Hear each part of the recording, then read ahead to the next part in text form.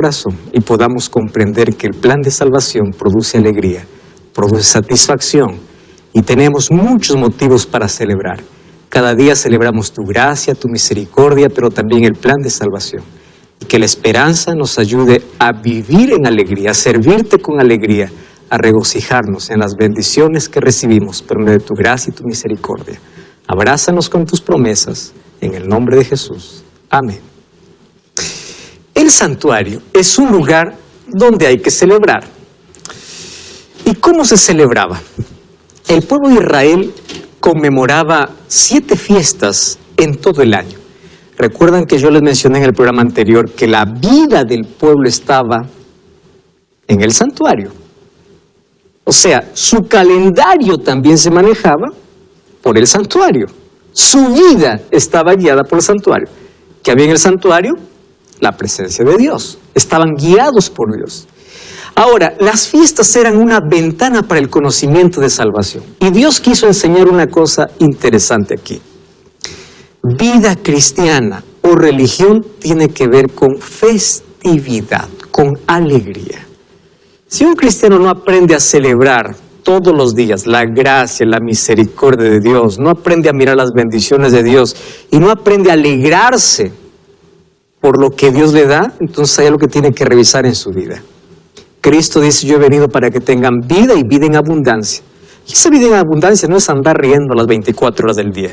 Tener paz en el corazón, vivir tranquilos, es enfrentar la vida con una visión diferente. Como ya entendimos aquí que aquel que entra al santuario tiene una visión diferente de la vida. Entonces, vida de religión es festiva, es alegre, pero también se celebra el plan de salvación.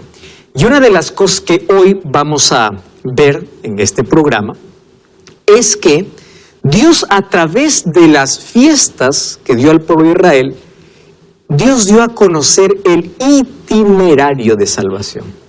Cuando hablo de itinerario de salvación, yo estoy hablando de fechas exactas en cuanto al plan de salvación. Hasta aquí vimos ya el símbolo, el plan de manera general. Hoy vamos a ver cómo Dios estableció a través de fiestas, fechas exactas en cuanto a ese plan. Dios no es un Dios improvisado, es un Dios de orden y es un Dios que planifica. Y es un Dios que en el momento exacto cumple su promesa. Entonces, las fiestas del pueblo de Israel no solamente celebraban algunas cosas de su historia, sino que eran tipológicas. ¿Qué significa tipológicas? Que representaban algún símbolo del plan de salvación para el futuro. Y a través de sus fiestas, Cristo era conocido, el plan de salvación era conocido, pero ahora celebrando. Entonces, muchas, o no muchas, sino todas esas fiestas tenían que ver con el pasado y el futuro. El pasado con algunas cosas que ellos celebraban en su momento y donde ellos tendrían que recordar, por ejemplo, la fiesta de la Pascua era como celebrar el día de su independencia. Cada vez que celebraban la Pascua era donde ellos celebraban la libertad después de haber estado más de 400 años esclavos. Pero también la Pascua representaba que nosotros íbamos a ser libres de la esclavitud del pecado. Entonces, las fiestas en el pueblo de Israel tienen 2 momentos. Tienen que ver con acontecimientos históricos en Israel, pero también con acontecimientos futuros que tenían que ver con el ministerio de Cristo. Muy bien, el calendario judío era muy diferente al que nosotros tenemos. Ustedes saben que hubo un calendario que fue llamado el calendario babilónico, es diferente al judío. Otro calendario llamado el calendario juliano, que fue hecho por Julio César, y hoy que estamos bajo el calendario de gregoriano, fue por Gregorio establecido.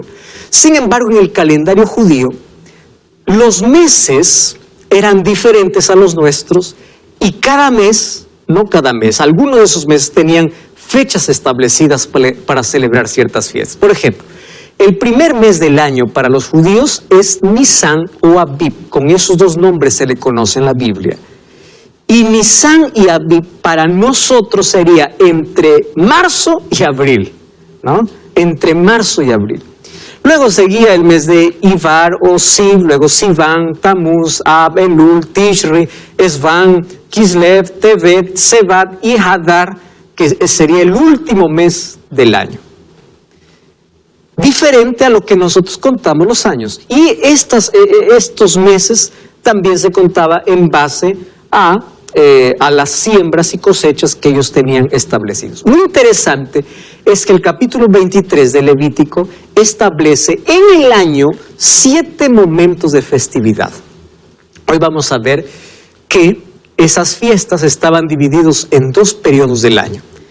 Habían fiestas de primavera y fiestas de otoño. Las fiestas de primavera eran de la Pascua, panes sin levadura, primicias y Pentecostés. Si se dan cuenta, de manera didáctica, para nuestro español también está con 4 P's, ¿no? Pascua, panes, primicias, Pentecostés. Y las fiestas de otoño eran 3. Eran la fiesta de las trompetas, la fiesta de la expiación y la fiesta de los tabernáculos. Muy bien, ¿por qué Dios colocó 7 fiestas? Aquí viene lo interesante.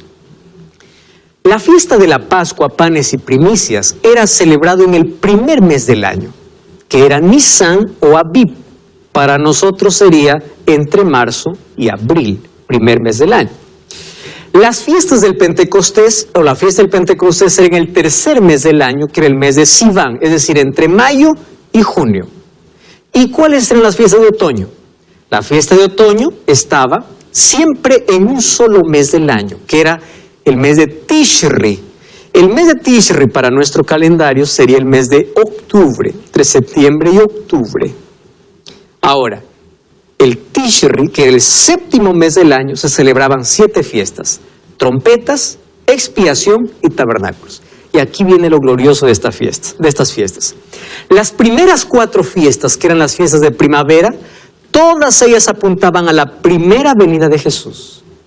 Y las últimas 3 fiestas apuntaban a la segunda venida de Jesús. Quiere decir que las primeras 4 fiestas ya tuvieron su cumplimiento cuando Jesús vino. Pero las últimas 3 fiestas acontecerían después que Jesús va al cielo. ¿Por qué necesitamos estudiar estas fiestas? Porque todavía hay una fiesta que se celebraba en Israel que hoy se está cumpliendo y una que tipológicamente aún no se ha cumplido, que es la fiesta de los tabernáculos. Entonces vamos a ver en qué consiste esas fiestas. Vamos a la primera. Todas las fiestas están en el libro de Levítico, capítulo 23. Hoy vamos a leer algunos de sus versículos y vamos a entender el origen, la razón del por cual Dios dio esas fiestas. Dice Levítico 23:5. En el primer mes, ¿cuál era el primer mes? Abib o Nisan, si se conoce el primer mes. A los 14 del mes, o sea, fíjense aquí que hay una fecha exacta. Quiere decir, el 14 de Abib, entre las 2 tardes, quiere decir, entre el 14 y 15 de Abib, será Pascua de Jehová. Primera fiesta. Una de las fiestas más celebradas es la fiesta de la Pascua. ¿De dónde viene la palabra Pascua? La palabra Pascua viene de la palabra hebrea Pesaj. ¿Qué significa Pesaj? Para ello tenemos que conocer un poquito la historia del pueblo de Israel. Después de 430 años de esclavitud en Egipto, Dios le dice a Moisés así: manda al pueblo de Israel lo siguiente. Ellos no entendían todavía que después ya Dios lo establece como fiesta. El día 10 de Abib o Nisan, el pueblo de Israel tuvo que separar un cordero. Un cordero. Y ellos tenían que matar ese cordero el día 14, por la tarde, y ser comido el día 15. Es interesante. El día 14 por la tarde, cuando ya estaba atardeciendo, mataban el cordero, y el día 15 iban a comer, ¿cómo? Con hierbas amargas, recordando la esclavitud de Egipto, y pan sin levadura. Con la sangre del cordero iban a pintar los dinteles o los postes de su casa. Porque aquella misma noche, el 15 por la noche, pasaría un ángel, y aquel que no tenía la puerta manchada con la sangre del cordero, el primogénito moría. Por eso es que la última plaga con Egipto tiene que ver con la muerte de los primogénitos. Y murieron todos los primogénitos, comenzando por la casa de Faraón. Hubo llanto en todo Egipto, menos en las casas de los israelitas. ¿Por qué? Porque los israelitas fueron protegidos por la sangre de un cordero. ¿A quién representaba ese cordero? A Jesús. Y ellos por fe creían en el sacrificio de Jesús que los iba a proteger. Entonces ahí viene la palabra Pascua. ¿Cómo viene la palabra Pascua? El ángel venía y mataba a todos los primogénitos donde no tenían la sangre en sus puertas. Pero pasaba por alto las casas donde estaba teñida de sangre. Esa palabra, pasar por alto, en hebreo es pesaj. ¿Qué significa pesaj? Pasar por alto. De la palabra pesaj viene la palabra Pascua. Entonces, el pueblo de Israel celebraba la Pascua porque ellos recordaban su esclavitud, pero también su liberación. Pero ¿qué cosa había?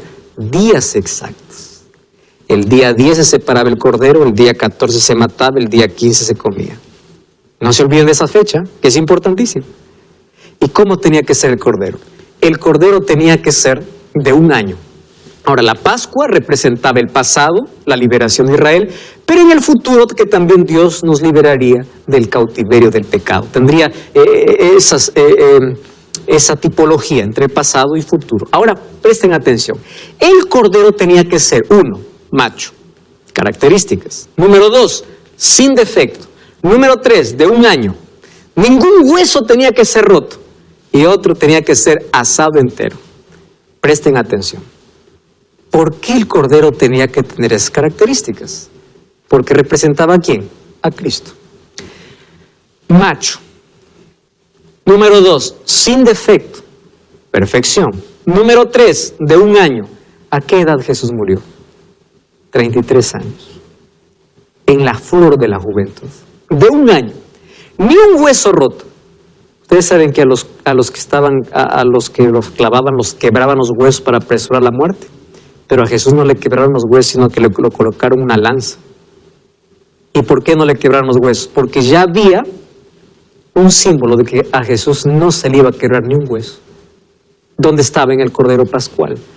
Y era asado entero. Isaías 53 dice que Él se entregó completamente por nuestros pecados. Ese Cordero entonces representaba ¿a quién? A Jesús. Vamos a analizar un poquito la última semana de Jesús, la pasión de Cristo, como se le conoce. Vamos a un calendario judío, lo que pasó en la Pascua, cuando Jesús estuvo aquí en la tierra, su última Pascua. ¿Qué pasó el día domingo? El día domingo Jesús entró montado, ¿dónde? En un pollino, a Jerusalén. Ustedes saben que había una profecía en Zacarías 9:9, donde 500 años antes ya decía que Jesús iba a entrar montado en un pollino. Y se cumplió un día domingo. ¿Y saben qué fecha era ese domingo? 10 de Abib. Ahora les voy a tomar un examen. ¿Qué acontecía el 10 de Abib? Se separaba el cordero. Jesús mismo entró a Jerusalén montado en un pollino, como separándose. El mismo día que se separaba el cordero para ser sacrificado, el mismo día Jesús entró a Jerusalén. Él mismo se separó. ¿Qué pasó el día lunes? Jesús estuvo en el templo. El día martes también. ¿Qué sucede el día? Miren lo que sucede el día miércoles y el día jueves, ¿no? Especialmente allí ocurre la última cena. Recuerden que ellos estaban celebrando ¿qué cosa? La Pascua. ¿Acaso Jesús no va a celebrar la Pascua con sus discípulos? Y es allí donde dice uno de ustedes me va a traicionar. ¿Qué estaban celebrando? La Pascua. O sea, el cordero fue muerto. La pregunta es, ¿por qué Jesús no murió el 14? Porque Jesús no solamente representaba el cordero pascual, Jesús representaba todo el sistema de sacrificios. El día de la Pascua, Jesús tomó la Pascua con sus discípulos, pero en lugar de la Pascua colocó otra institución. ¿Qué institución? La Cena del Señor. Entonces hoy no celebramos más la Pascua. ¿Qué celebramos? La Cena del Señor. 1 Corintios 11 habla, dice, Dios me mostró que el mismo día, y hablando acerca de de la institución de la cena del Señor. ¿Qué cosa dice el apóstol Pablo? Él tomó el pan, Él tomó el vino, dijo, esta es mi sangre, este es mi cuerpo. Pero instituyó ¿qué cosa? La cena del Señor. Entonces cambió la Pascua por la cena, que hoy se celebra en la iglesia cristiana. No estoy hablando de misa, estoy hablando de cena del Señor. Vamos a hablar cómo la misa tergiversa el plan de salvación, pero es un poco más adelante. ¿Qué sucede entonces? El día viernes Jesús muere. ¿Qué día era? 15. El día que el Cordero era comido. Y Jesús, ¿saben a qué horas muere? 9 de la mañana es crucificado y 3 de la tarde muere. Dice que al mediodía hubo tinieblas sobre la tierra. ¿Cuántas horas Jesús estuvo colgado en la cruz? 6 horas. ¿Y por qué Jesús fue clavado a las 9 de la mañana? ¿Qué acontecía a las 9 de la mañana? ¿Recuerdan? Primer sacrificio. ¿Y qué sucedía a las 3 de la tarde? Segundo sacrificio. Solo que cuando el sacerdote estaba por ofrecer el sacrificio de la tarde, el velo se rasgó, de arriba hacia abajo. ¿Qué significa que el velo se rasgó? Todo el sistema de sacrificios no más es necesario. No más. Aquí acabó. El último sacrificio pudo ser celebrado ese día. De ahí en adelante no más necesitamos sangre de corderos, porque el verdadero Cordero de Dios que quita el pecado del mundo murió. ¿Y cuándo murió? En la fiesta de la Pascua. Ustedes se dan cuenta, en el calendario de Dios había un día, había una fecha y había una hora para la muerte de Jesús. ¿Dónde estaba representado? En la Pascua. Fecha, día y hora. ¿Cuándo muere Jesús? Jesús muere el 15 de Abib. ¿Qué horas? 3 de la tarde. Vamos a traducirlo para nuestro calendario. Sería más o menos un 27 de abril del año 31 a las 3 de la tarde que Jesús muere. Representando y terminando con el sistema de sacrificios justamente en la fiesta de la Pascua. Ahora, miren lo que dice 1 Corintios 5:7. Limpiaos de la vieja levadura para que seáis nueva masa, sin levadura como sois, porque nuestra Pascua, que es Cristo, ya fue sacrificada. ¿Qué cosa está diciendo Pablo? Ahora más bien limpiémonos de la... ¿Qué es levadura? Símbolo de pecado. Limpiémonos de pecado, porque nuestra Pascua ya fue ofrecida. ¿Quién es la Pascua? Cristo. Y viene la segunda fiesta. Si nosotros seguimos allí, Levítico capítulo 23, dice a los 15 días de este mes. ¿De qué mes? Del primer mes. ¿Cuál es el primer mes? Abib. A los 15 días de este mes es la fiesta solemne de los panes sin levadura. Recuerden, el 14 celebraba la Pascua y el 15, ¿qué cosa comenzaba? Otra fiesta. ¿Qué fiesta? Los panes sin levadura. 7 días comerás sin levadura. ¿Se dan cuenta que hay una fecha establecida? 14 la Pascua, y el 15, ¿qué cosa comienza? Una fiesta de 7 días de comer panes sin levadura. ¿Por qué tenía que comer 7 días panes sin levadura? ¿A qué representaba esos panes? Esta fiesta tendría que comenzar un día después de la Pascua, por 7 días. La levadura estaba asociada al pecado. Jesús dijo, libraos de la levadura de los fariseos, hablando del pecado, de la hipocresía. Entonces, fíjense una cosa, Éxodo 12:15 dice que el día 15 y el último día de los 7 días eran llamados sábados en la Biblia. Presten atención aquí. En el Antiguo Testamento habían 2 tipos de sábados. Sábado semanal y sábado ceremonial. ¿Qué significa un sábado ceremonial? Los días 15 de Abib, no importa si es lunes, martes, miércoles o jueves, era sábado. ¿Por qué era sábado? Reposo. Eso se llama sábado ceremonial. Esos sábados fueron clavados en la cruz. Porque cuando terminó las ceremonias, ya no necesitamos más ese tipo de sábados. Y hay mucha gente que confunde los escritos de Pablo. No dice, Cristo clavó todo. Vamos a ver qué tipo de ley y qué tipo de sábados. Porque los sábados ceremoniales, ¿cuáles eran? Los días de festividad del pueblo de Israel. No tenemos que mezclar los sábados semanales con los sábados ceremoniales. Entonces, el primer día, que era el 15, y el último día, que era el 21, eran llamados sábados. No era el sábado semanal, como eran estos sábados ceremoniales. Muy bien. Entonces, ¿a qué representaba estos panes sin levadura? Panes sin levadura, la pureza de Cristo. Recordemos que Jesús es el pan de vida, sin levadura, es decir, sin pecado. El cuerpo de Cristo no sufrió corrupción. Y así como el trigo es desmenuzado para que hacer el pan, el cuerpo de Cristo fue entregado y desmenuzado por nosotros. O sea, los 7 días de panes sin levadura representaba la vida perfecta de Cristo antes de morir. O sea, hasta eso representaba ¿qué cosa? A Cristo. Y ahí viene una tercera fiesta. Miren, capítulo 23, versículo 9. Cuando hayáis entrado en la tierra que yo os doy y seguéis su mies, traeréis al sacerdote una gavilla por primicia de los primeros frutos de la siega. El sacerdote mecerá la gavilla delante de Jehová para que seáis aceptos. Y miren lo que dice. Aquí no pone una fecha. Aquí dice, al día siguiente del día de reposo lo mecerá. ¿De qué reposo está hablando? No del sábado ceremonial, sino del sábado semanal.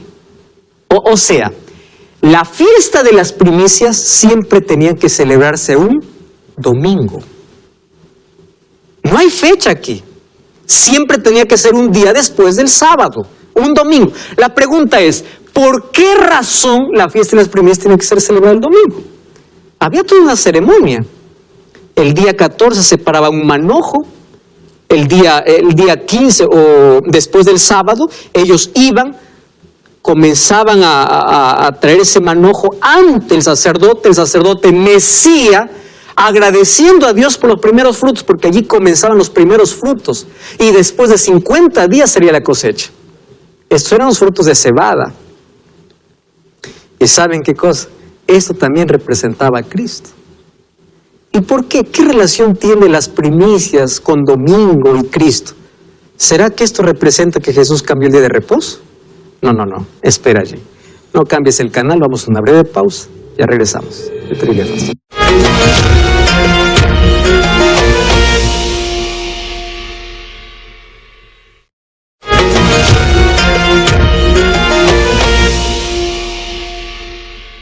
Estamos de regreso, estás en Biblia Fácil. Hoy estamos hablando de las 7 fiestas que se celebraban en Israel. La tercera fiesta tenía que ver con las primicias. Y en esta fiesta de las primicias dice que tenía que celebrarse un día después del sábado, día domingo. ¿Por qué domingo? ¿Qué tenía que ver esto con el ministerio de Cristo? Entonces, vamos a ver en la tipología qué cosa dice el apóstol Pablo sobre esta fiesta. Abran sus Biblias en 1 Corintios capítulo 15. Miren lo que dice 1 Corintios capítulo 15, versículo 20 hasta el versículo 23. 1 Corintios capítulo 15, 20 al 23. Presten atención aquí lo que dice el texto. Dice así: ahora Cristo ha resucitado de los muertos. ¿Y qué cosa dice? Primicia de los que murieron. Por cuanto por un pecado o la muerte entró por un hombre también la resurrección de los muertos. Así como en Adán todos mueren, en Cristo todos serán vivificados. Pero cada uno en su debido orden. ¿Qué cosa dice allí Pablo? Cristo las primicias, luego los que son de Cristo en su venida. ¿A qué representaba la fiesta de las primicias? La resurrección de Cristo. No un cambio de la ley de Dios, no un cambio del sábado semanal, no un cambio del día de reposo. ¿Por qué se celebraba domingo? Porque en domingo Cristo iba a resucitar. Entonces, la fecha de la resurrección de Cristo ya estaba mostrada ¿dónde? En el Antiguo Testamento, a través de la fiesta de las primicias. ¿Y por qué dice que Cristo es la primicia? Primicia significa la resurrección más importante, no porque fue el primero en resucitar. Recordemos que en el Antiguo Testamento ya hay personas que resucitaron.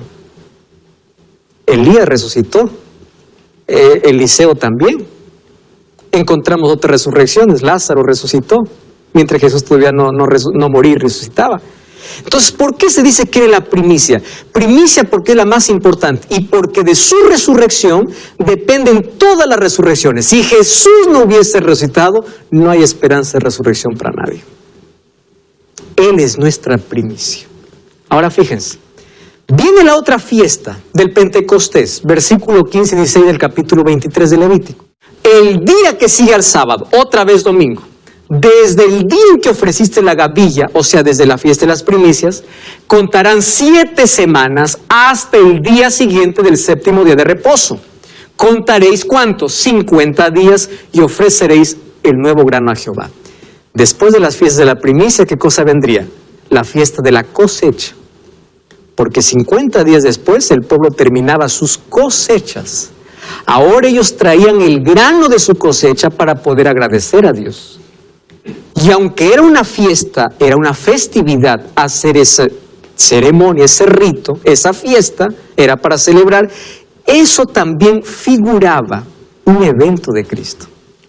¿Qué cosa prefiguraba de Cristo? Presten atención aquí. Esa fiesta se llamaba la fiesta del Pentecostés.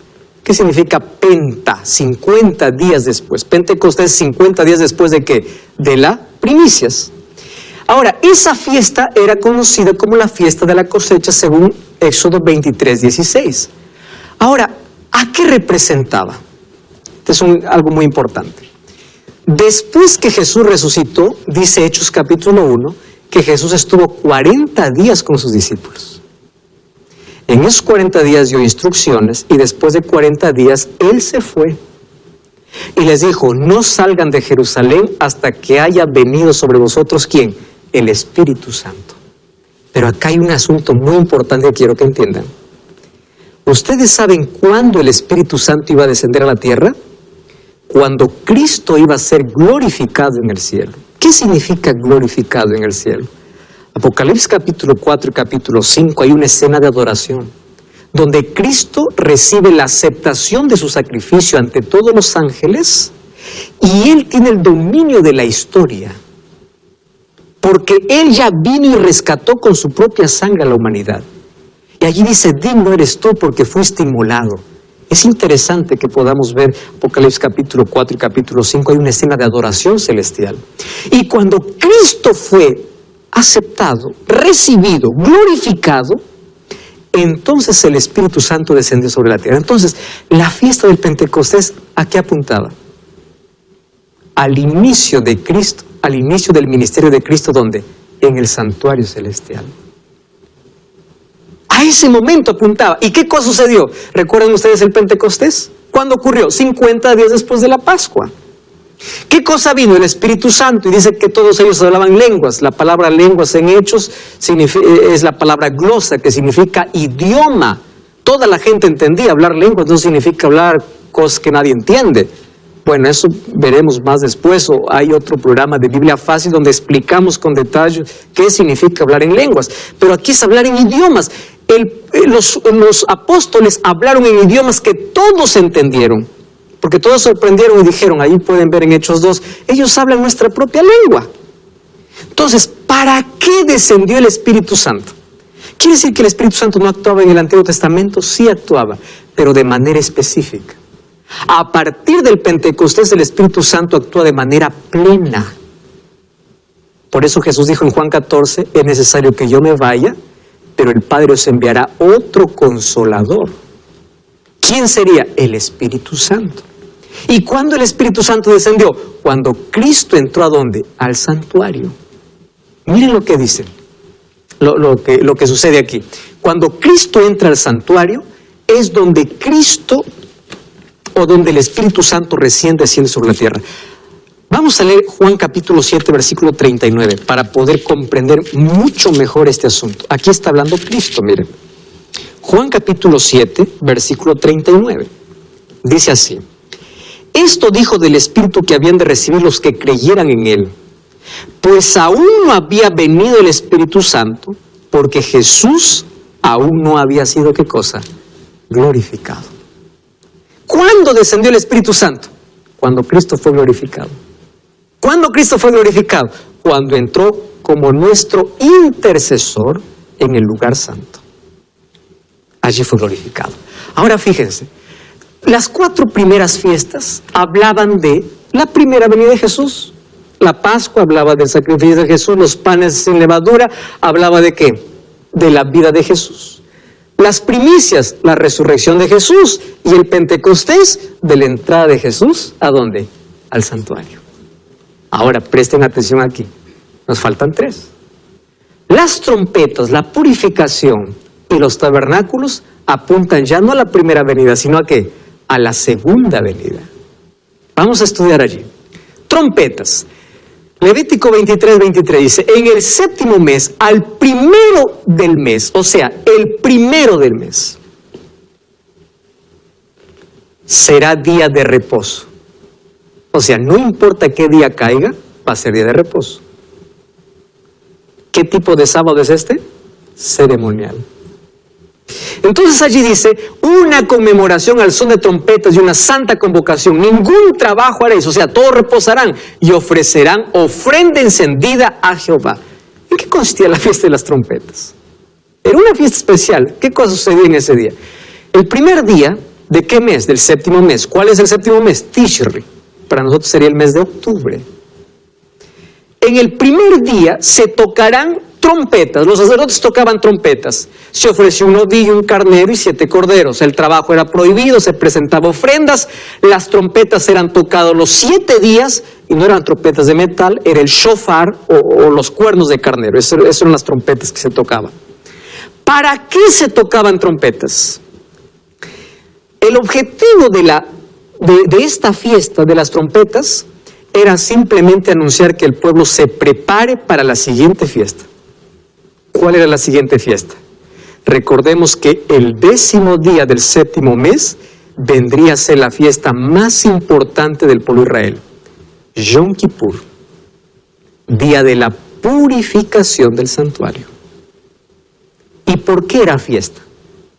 Porque el pueblo en el día de la purificación del santuario sabía que sus pecados no solamente habían sido perdonados, sino que también habían sido eliminados.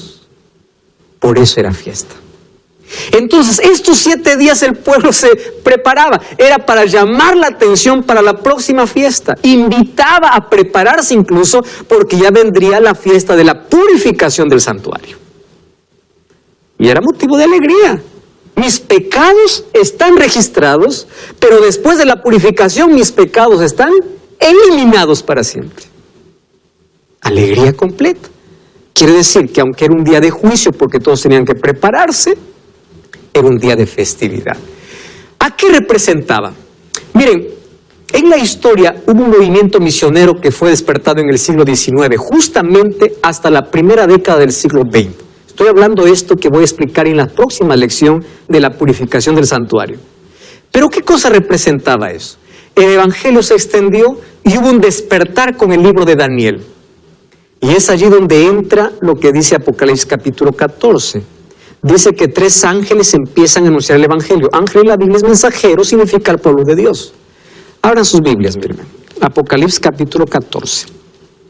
Y quiero que presten atención aquí a una palabra. Apocalipsis capítulo 14. Vamos a leer el versículo 7. Decía a gran voz, temed a Dios y dadle gloria, porque la hora de su juicio ha llegado. ¿Quién es el que proclama? Un movimiento, un pueblo que se levanta. ¿Qué cosa está proclamando? La hora de su juicio ha llegado. Recordemos que las trompetas eran solamente ¿para qué? Para alertar al pueblo para que se prepare. ¿Y cuándo llegó la hora del juicio? Justamente después de esto. Entonces la fiesta de las trompetas se invitaban para que el pueblo despierte para un juicio. Y allí viene la fiesta de la purificación. ¿Cuándo sucedía? Ahí está. A los 10 días del 7º mes. ¿Cuál es el 7º mes? Tishri. En nuestro calendario, ¿qué cosa es? Octubre. ¿Qué sucede? Tendréis santa convocación, afligiréis vuestras almas, ofreceréis ofrenda de sanidad a Jehová. Ningún trabajo haréis. Otra vez, ¿qué tipo de sábado es este? ¿Semanal o ceremonial? Ceremonial.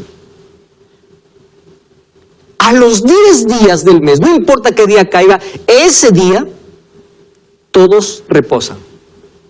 No es sábado semanal, es sábado ceremonial. ¿Y qué cosa sucede allí entonces? Es día de expiación para reconciliaros delante de Jehová vuestro Dios. Toda persona que no se afligiera en ese día, ¿qué cosa será? Cortado, será eliminado del pueblo. Entonces allí en Levítico 16 habla de cómo era esta fiesta. Yo ya hablé en este programa, no recuerdo en qué capítulo, pero ya les hablé un poquito de lo que significaba purificar el santuario. ¿Por qué necesitaba el santuario ser purificado? Porque el santuario era contaminado. ¿Cómo se contaminaba? Por la sangre que ingresaba. Pero esa sangre, ¿qué cosa llevaba? El pecado de las personas. El pecado entraba por transferencia. ¿Recuerdan que yo les dije que el pecador aquí lo que hacía es colocar su mano sobre el animal? De manera simbólica el pecado se transfería al animal. El animal era muerto en su lugar en ese altar de sacrificio, mas la sangre era llevada ¿a dónde? Adentro.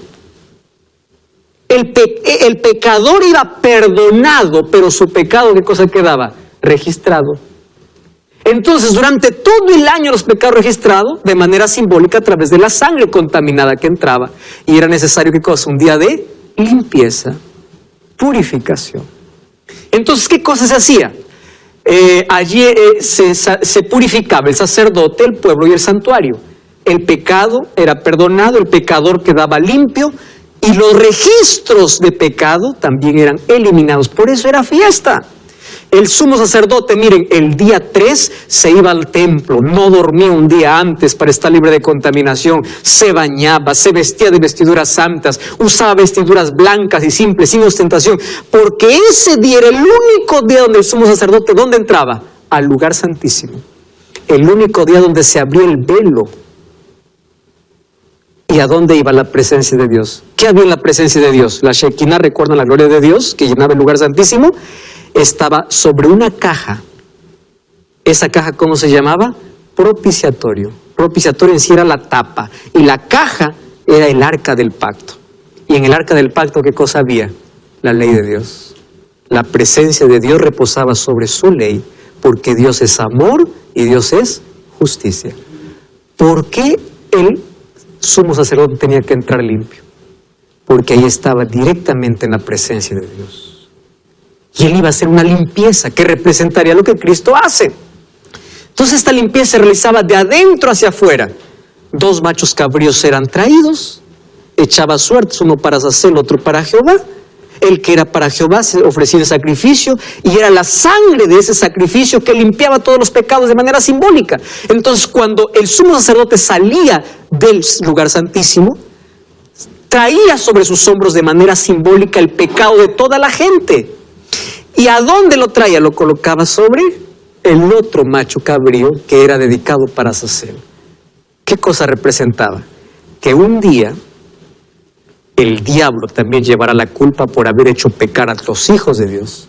Pero aquellos que no confesaron sus pecados morirán por su propio pecado. No hay expiación para ellos. Ahora, ¿qué cosa es lo que sucede? Un día de juicio. Miren lo que dice Hebreos 9:23. Miren lo que dice la Biblia. Es necesario que las figuras de las cosas celestiales sean purificadas. Uno puede decir, ¿pero cómo? Si el cielo es un lugar santo, ¿cómo es que el cielo necesita ser